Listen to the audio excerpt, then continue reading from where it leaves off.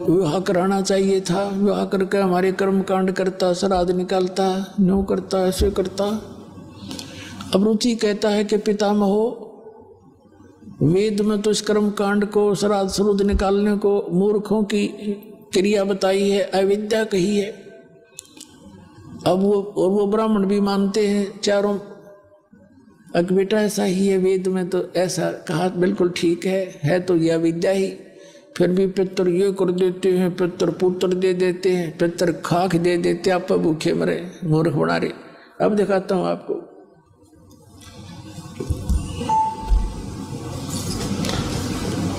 ये एक मार्कंडेय पुराण है। पुण्यात्माओं, इस विद्या का लाभ आपको केवल परमात्मा पाने के लिए है। बाकी रोटी रोटी का रोड़ा गना बड्डा ना है। 4 रोटी खावा आदमी, सुबह 4 शाम ने खूब गुजारा हो जा।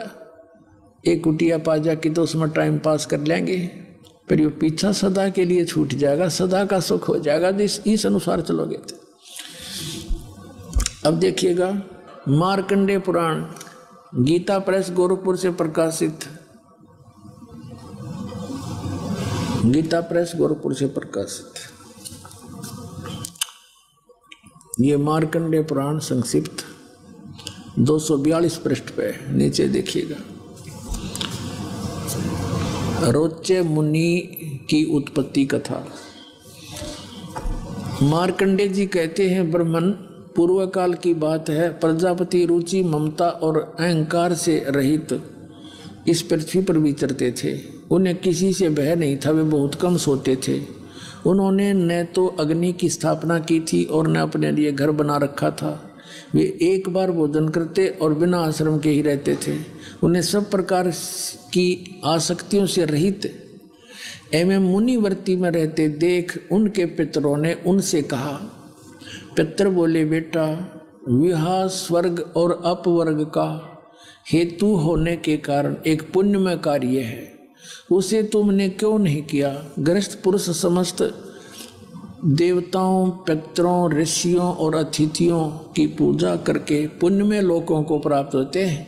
वह सभा के उच्चारण से देवताओं को सवधा, शब्द से पितरों को तथा अन्नदान, बलि, वैश्वदेव आदि से भूत आदि प्राणियों एवं अतिथियों को उनका भाग समर्पित करते हैं। बेटा, हम ऐसा मानते हैं कि गृहस्थ आश्रम को स्वीकार न करने पर तुम्हें इस जीवन में कलेश पर कलेश उठाना पड़ेगा और मृत्यु के बाद और दूसरे जन्म में भी कलेश ही भोगने पड़ेंगे।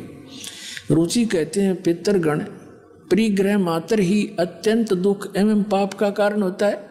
ये ब्याह करवाना तो बड़ा झंझट, आपके शिक्षा दे रहे हो मेरे को, तथा उनसे मनुष्य की अधोगति होती है। यही सोचकर मैंने पहले स्त्री संग्रह नहीं किया। अब यहाँ कहते हैं, पितर बोले, ये देखो चारों भूत दिखाई दे गए बेचारे को, ये चारों भूत बन रहे, और ये इसने दिख गया अपने पितर।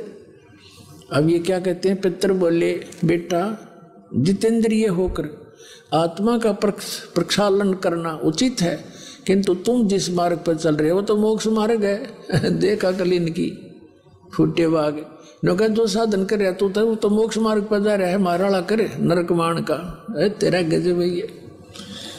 पितर बोले, बेटा, जितेंद्रिय होकर आत्मा का प्रक्षालन करना उचित है, किंतु तुम जिस मार्ग पर चल रहे हो वो तो मोक्ष मार्ग है, आगे देखना। ये कहता, रुचि ने पूछा, पितरमहो, वेद में जो इन्होंने यहाँ बताया ना, श्राद्ध श्रुद्ध निकाल, वेद में रुचि ने पूछा, पितामहो, वेद में कर्म मार्ग को, यानी ये भूत श्राद्ध श्रुद्ध निकालन को अविद्या कहा है, फिर क्यों आप लोग मुझे उस मार्ग में लगाते हैं? पितर बोले, ये सत्य है कि कर्म को अविद्या ही कहा गया है, इसमें तनिक भी मिथ्या नहीं है। फिर भी ये तो निश्चित है, विद्या की प्राप्ति एंड बेंड करना है, फिर क्या टट्टू रह गया?